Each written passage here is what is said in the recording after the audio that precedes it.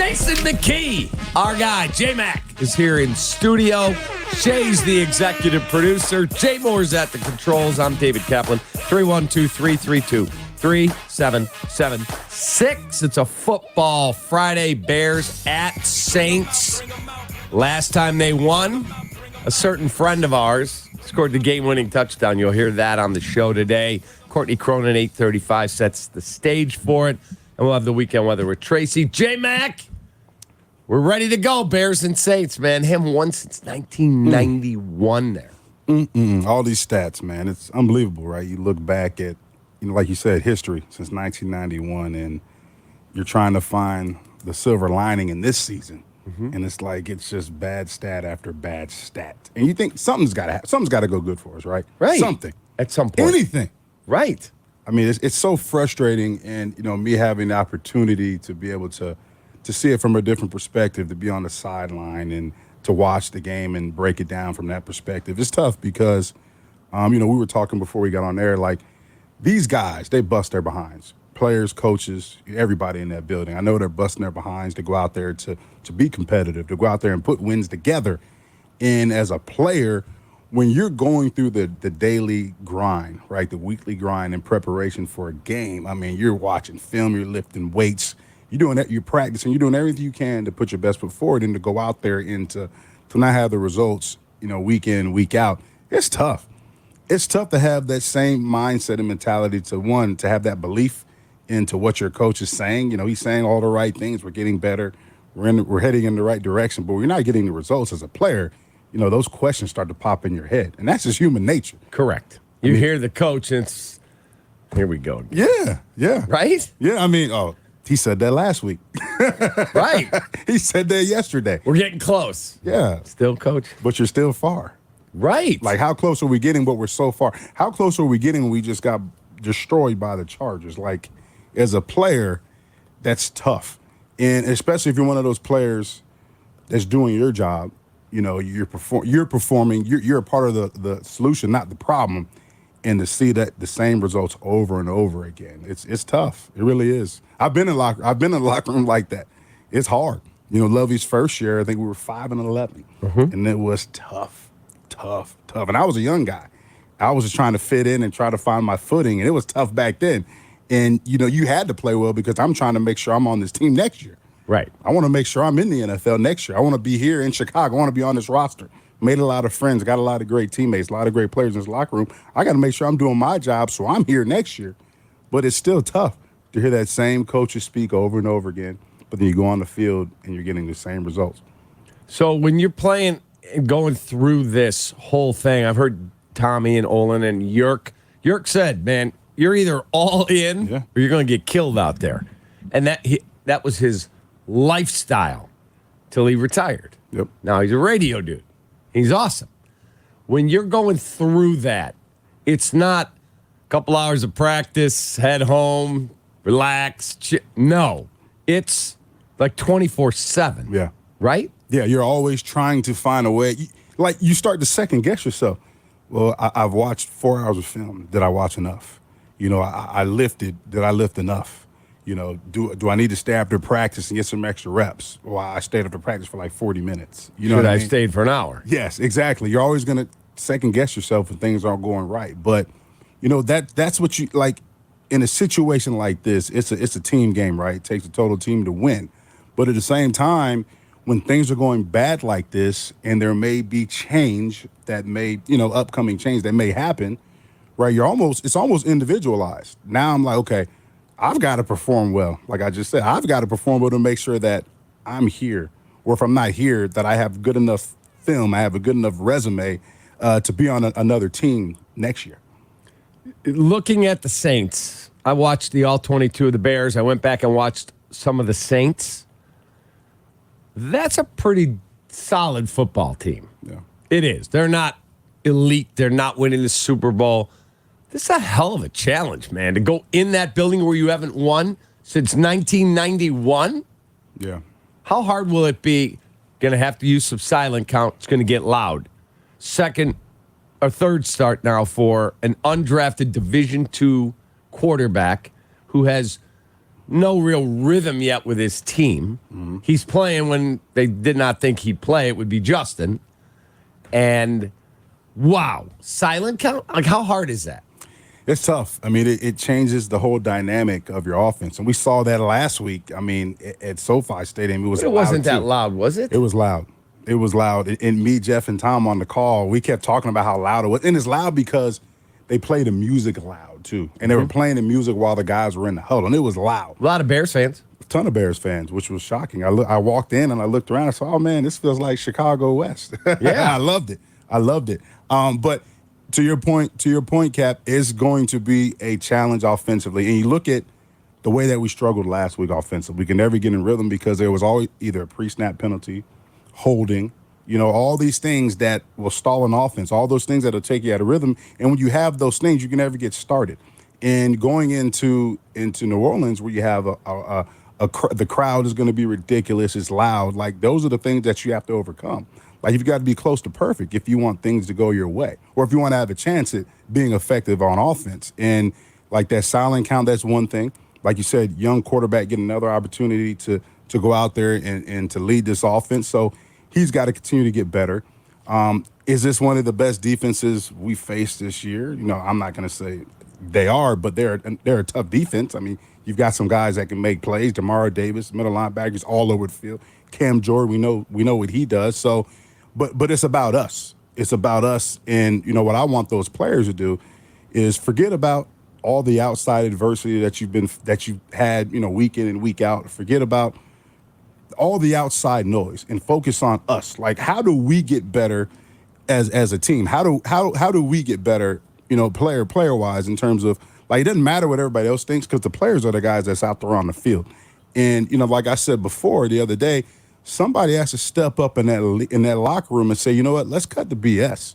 It's about us. Let's go out here and play our brand of football, and let's stop listening to the naysayers and all this stuff. But let's go out here, let's execute and play hard football. And if we do those things and we stop doing things to hurt ourselves and we play fundamental football, it gives us a chance to win. So when you guys were playing, like, here's my question. Bagent is this neophyte in the huddle. He's a young kid. Yep. He's got ability, though. There's a reason he's there. He's got talent. Like, what your quarterbacks you played for with Orton? About 20 of them. Maybe more than that. Who was the guy that was the most in command in the huddle? Because I heard the story. Someone was telling me that played on the 85 Bears, and they said when McMahon first started, like 82 or 83, they said he wasn't the starter yet. He comes in the game, and everybody's chirping. Yeah. And he said, okay, shut the F up. No one speaks in my huddle again. Are we clear? Whoa. And one of the linemen, I think it was Noah Jackson, said, we've never had that before. Mm-hmm. Some guy that, I'm the boss, shut up. Yeah. And it changed. Who was that guy? Man, that's a good. We had so many guys. I think Kyle did a great job of commanding, attention in the huddle. Kyle Orton. Yeah, Kyle Orton, and he had a way of showing you, like, he was confident. Hey, we're gonna score on this play. Hey, we're gonna put together a drive here. When you have a quarterback that comes in a huddle and he can, give you that confidence. He's confident in himself, but he's confident in which he can, help you guys believe that he can lead and that you can go down and score. That resonates throughout that huddle. Like, we believe too now, because I feel like, okay, my quarterback has command. He's telling us we're going to do this. Let's go out here and do it. When you got a guy that comes in the huddle and he's like, and he forgets the whole play call, he forgets the protection. I'm like, hey, what's the protection? You know what I mean? What's the play? Were you there with Cade McNown? No, I wasn't. I wasn't there with Cade. Because I was told that he literally came in, did no homework, didn't watch film, and literally called something out. And I don't know if it was Olin at center or who was the guy before? Casey Wegman. Mm-hmm. We don't have that in our playbook. What? And when you have somebody like that, you're like, oh man. Have you played with one like that? Yes. And I won't say his name. And the funny thing is, you talk about Olin, brother. We talk about this all the time. And there was a quarterback that came in a huddle, and I remember him coming in a huddle, and he's like shaking, right? And he's like, he's in the huddle and he's calling the play, and he forgets, like I said, he forgets the protection. and it looked like he's tearing up in the huddle. And I look at Thomas Jones. I was like, is he crying? And Thomas Jones is like, he's like, yo, what's the protection? What's the protection? And in my head, I'm like, oh, man, we lost. But this guy, he wasn't the starter. But guess what? In meetings, he knew everything. Meetings, he knew every play, he knew every coverage. He could coach you up. He knew what the receivers were running. He knew if they had the side adjustments, if certain pressures were coming. But in battle, he freaked. Man, in battle, I was shocked because in meetings, we're like, man, before he gets out there on the field. This dude's going to be good. We're like, we got one. We got one, brother. We got one. T. Jones, we got one. He's going to be good. We get out there, and it was shocking. It was like when them lights come on, you're either going to be a dog or you're going to be a deer in headlights, and he was definitely a deer. I will not say his name, though. Wow. Yeah. Was it Jay? No, it wasn't Jay. It wasn't Jay. It wasn't Jay, no. It's a Football Friday here. So what are you out there as you get in the car? One more day and I get my weekend. What are you expecting to see when you watch the Bears and the Saints on Sunday? 8.5 points is the spread now. 8.5. So Vegas has no confidence. They were 8.5, 9 last week, depending on where you shop, against the Chargers and got beat 30-13. So what are you expecting to see?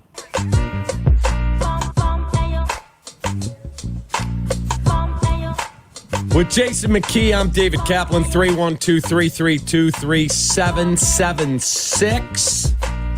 It's a Football Friday, Bears Saints on Sunday. A bunch of good college football this weekend. We got Clemson at Notre Dame. Some good football, man. Some really good football. Yeah. Exciting. Hey, we're doing our picks later. Shay, how do you not have the Clemson Notre Dame game on our list? Washington at USC, LSU at Alabama. There's some really good games. And your team, Carmel, is playing Antioch at Antioch. Yeah. You're in the state playoffs. Yeah. Round 2. I appreciate it, man. The kids will be thrilled that you mentioned them. But yeah, it's been a good journey. I took over that program back in COVID. It was a struggle. We took our lumps. We were getting blown out by a lot of great programs that's in the Catholic League Conference, and our kids have matured. I think my coaching staff, they've done a good job of coaching and developing guys. And now, we're the guys dishing out punishment. So you're 9-1. We're 9-1. Yeah. So it's been fun, man. And it's just having an opportunity to have guys like, Olin Kreutz's offensive line coach, Rasheed Davis is our offensive coordinator. Billy Moore, who was at Loyola, is our defensive coordinator. We got a lot of great guys on our staff. A lot of guys that have a lot of coaching experience, but also young guys who are energetic, who have a high mental aptitude of the game. But the common denominator is we care about our kids as people and not just players. And I think our kids, they receive that, so they'll run through a brick wall for us. And it's just been great. Like, the community's great, the administration's behind us, and we're trying to take this thing to the pinnacle, man. It's been a great ride, and it's just a blessing to be in the situation, and I'm just excited to play tomorrow. I can't wait to see our kids play. I'm waiting for my wife to text me back. I'm like, hon, do we have anything tomorrow? Because we may go up to Antioch. Come on up, Cap. Come on. God, that would be I'm going to get Brother O on you, man. He's going to make you come now. He will. Yeah. Brother O, yes, sir. Man. I'll be there. 312-332-3776. Bears and Saints. I said this on the air the other day. You may tell me I'm nuts. I think the offense, and I know we don't know who the quarterback's going to be yet, but I think the rest of the offense is getting closer. You got to get a center in here that can play. Like Lucas Patrick. Sylvie had a great line yesterday. He said, we got bad news on the Bears injury report. Oh, what's that? And Waddle said, who didn't practice? He goes, no, Lucas Patrick was a full participant. I'm like, that's pretty good. Dang. They have got to go out and get a real look. Olin's going to go to the Hall of Fame. I'm not expecting a Hall of Fame center. Just get a really good. He can recognize the defense. He can hold his quarterback accountable. Help him get the snap back there. Yeah, you talk about the quarterback, right? We're talking about, do we have a quarterback here? We're talking about Page and we're talking about Fields, but you need a quarterback on that offensive line, which starts with the center. Correct. The center is the quarterback. Correct. He sets the protections, right? The center on the offensive line is the culture builder. Like, he sets the standard for that offensive line. And you talk about Olin Kreutz. That's why offensive line was so great when I was here because Olin set the standard, not just the protection and stuff like that on the field. He set the standard on the offensive line. Guys were lifting hard. Guys were staying after practice. Guys were watching film together. They were going to O-line dinners together because they were continuing to build that continuity and chemistry that you need to be successful on Sunday. So it doesn't just like what you do in the building and as an offensive line, that it goes beyond that if you want to have success, right? You got to have that chemistry off the field. You've got to have chemistry with the guy next to you because offensive line, you got to work together. These protections is all synchronized. It all works together. And if you don't have that command from that center position, that quarterback, well, guess what? It's not going to work. So Ryan Poles was telling me and Hoodie a story when we were at Indy for the Combine, and I'm hoping we're down there again this year. It's a cool experience. He said, I'm an undrafted rookie free agent trying to make the Bears from Boston College. Olin takes the entire offensive line to dinner. He said, I'm getting to go to that? Yeah, every offensive lineman in camp, I got it. I'm taking you all to dinner. He goes, we go to some steakhouse in Chicago, and I just want to be invisible. I'll take the salmon and the broccoli. He said, that's all I ordered. Here comes the waiter. He sets the trays down. Who's got the salmon? And he's like, oh, wait a minute. Yep. You're at a steakhouse and you ordered effing salmon? Yeah. What are you, out of your mind? Yeah. Yeah, he said right away, Olin was pissed. Yeah, you ain't having it. Right. You ain't having it. Like, and that's what I mean. Like like I said, the standard is going to be upheld, whether it's at dinner, in the weight room. And like I told you, Cap, before we got on air, like, you're not practicing today? What? If you didn't practice, not just Olin, you had all kind of guys looking at you sideways. Like Reuben Brown. Yeah, Reuben Brown, another guy. Mike Brown. Like if I didn't practice, I felt so bad that I felt like I was letting my teammates down. That's the accountability that we had amongst each other. That's how close we were with each other. Because I'm sitting here, right, and I remember one year I tore my pec. I had to sit out, and I was so bad that I wasn't physically able to be out there with my guys. I'm seeing them guys grind through practice or grinding through games, and they've been grinding through training camp, and I'm sitting here, and I can't practice. One, it's killing me to the core because I want to be out there, but two, I felt like I was letting them down. And that's the type of standard and accountability that we had amongst each other in that locker room. And like I said before, it's bigger than the coach, than the GM if you want to be great, right? If you want to be a great team, the players set the standard. You got to be player-led, not coach-led. If you're coach-led, you're going to be an average team. If you're player-led, you have a chance of being an elite team. Wow. That's where it starts. But can that happen with like the youngest roster going? Yeah. Because can a bunch of rookies and second-year guys do that? Yeah, it's got to start somewhere. The foundation has to be laid somewhere. I don't care if you're an undrafted guy, if you're going out there and you're producing, right? But if you're also, when you're in that building and you're holding yourself to a high standard, you're doing everything right, but you're also saying, hey, man, let's watch some extra film. Or I'm taking receivers as a young quarterback and I'm saying, hey, you know what? Practice is over, but we're not done. We didn't get that right in practice. We got to get it right. Because if you think you can walk off the practice field and not have things right, and then you think you're going to all of a sudden get it right in the game, well, guess what? You're going to continue to get your butt whooped every Sunday. So if I have a guy, I don't care what round he was drafted in, if he's taking that leadership and holding everybody else accountable and say, hey, no, we're staying after, and we're going to run this until we get it right. Well, guess what? If you do that, guys will follow. But you have to be doing everything right yourself. You can't be a guy that's like, oh, I'm leaving the facility early, and now, one day out of the week, let's stay after. No, it's got to be every day. Because, the best of the best. So if they see that you're a fake leader or that you're showing fake leadership, you're done. Like, look at this clown right here. What is he talking about? That's how the game goes. Wow. Let's go to the phones. 312-332-3776. Football Friday. J-Max here. We're having fun just talking ball. Matt is in Streamwood. He's first. Hey, Matt. What's up, Sparky?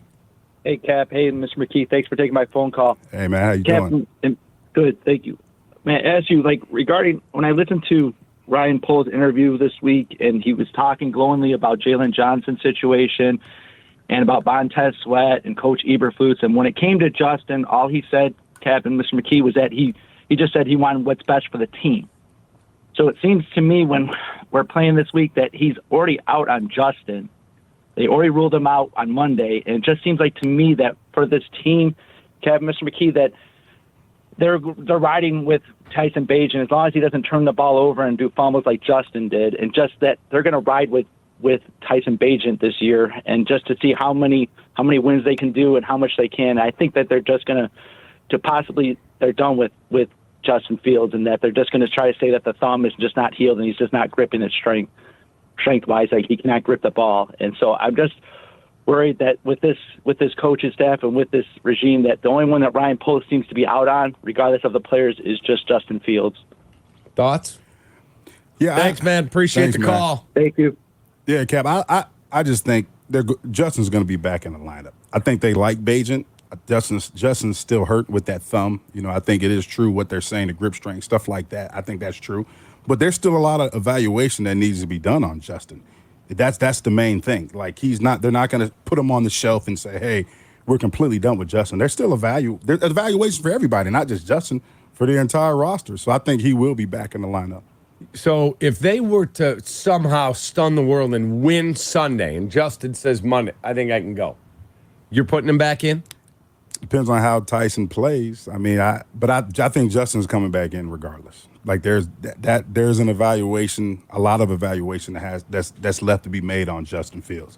So I've always believed the end of this year, look, they're not going to the playoffs. They're 2-6. Mm-hmm. They're not going to get on a hot run here. It's not going to happen. At the end of the year, the one thing I have to know is he my quarterback or not? Yep. Because if I've got Carolina's pick and my pick and they're both in the top 5, I'm either getting my next quarterback or I'm trading those picks for a ton of capital to fix my roster, and I'm rolling with him, or I'm signing a veteran quarterback. I got to know, in or out, period. Yeah, 100%. I don't think he's the guy. Yeah. I will be shocked if he's here next year. What about you? Yeah, I just think it depends upon how he plays, and I think it's a lot of things that's happened with Justin. Is it his fault? Yeah, for sure. Does he hold the ball too long? Yeah. Does he make mistakes? Yeah. But I also think he has weapons around him, but I also think it's them devising a consistent game plan, right, that accentuates his skill sets, right? Mm-hmm. Get him out of the pocket, doing things like that.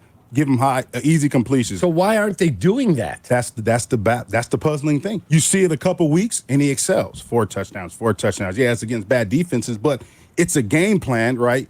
And it's play calls that's geared toward his skill set. Then you go back, all of a sudden, then the next week you see he's sitting in the pocket, he's getting sacked, holding the ball too long. That's the frustrating part. And it makes you wonder, maybe they don't want that type of quarterback. Like the play he got hurt on, I've watched it 100 times. He held the ball. I took a stopwatch. Yeah, way too long. 6.19 seconds. Yeah. Tyson Bagent, the ball's out. 2.2, 2.5, never longer than that. Yeah. Bam. Read, gone. I mean. Yeah, and you think about it, right?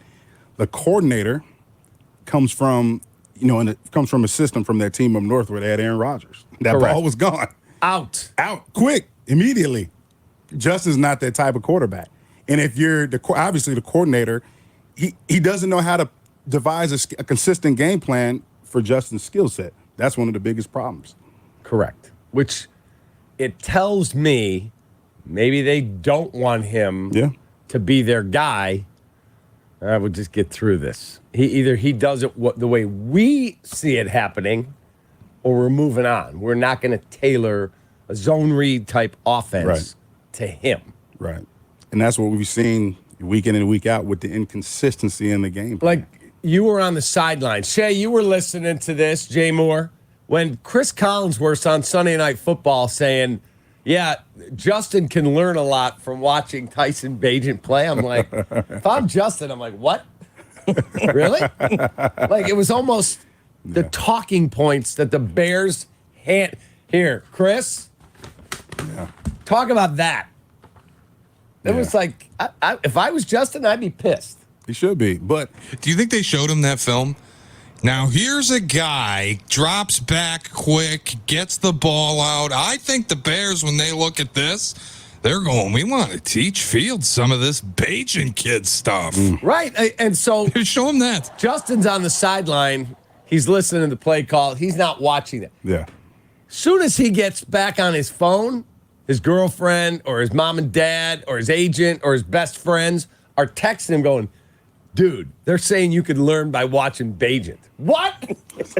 I mean, as a player, you're going to be pissed. Yeah. Yeah. You should be pissed. If you're not, if you told me, oh, wow, that's like a Hall of Fame quarterback they want you to learn.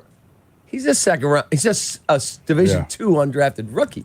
Yeah, but at the same time, like, totally different skill sets. And like you just said, Cap, if you're trying to force a Justin Fields who doesn't have, right, that pocket passer mentality, right? Mm-hmm. That internal clock in terms of getting rid of the football into an offense that requires you to process and do those things at a high level, this is what you got. You got what we've had with Justin game in and game out. Correct. But when you devise a game plan, like I said, that accentuates his skill set, similar to some of the things that he did in college, then you got a productive guy. But if you have a coordinator that doesn't want to do that, well, guess what? You're going to get the ebbs and flows of Justin Fields like we've seen his whole career. But the coordinator works for the head coach, and the head coach works for the GM, so they're all culpable. Yeah, and if they want a system, right, like the one we've seen, a game plan like we've seen the past few weeks with Tyson under center, well, guess what? Like you said, Cap, Justin won't be here. You got to find a quarterback that can do that. I'm a former basketball coach. It would be like having, 5 guys that are big, thick, slow, but man, are they strong. We're going to run and press 94 feet, and we're getting beat down the court. Why don't you run a half-court offense and dive the ball inside? Oh, boy, they look like a different team. Exactly. It is what it is.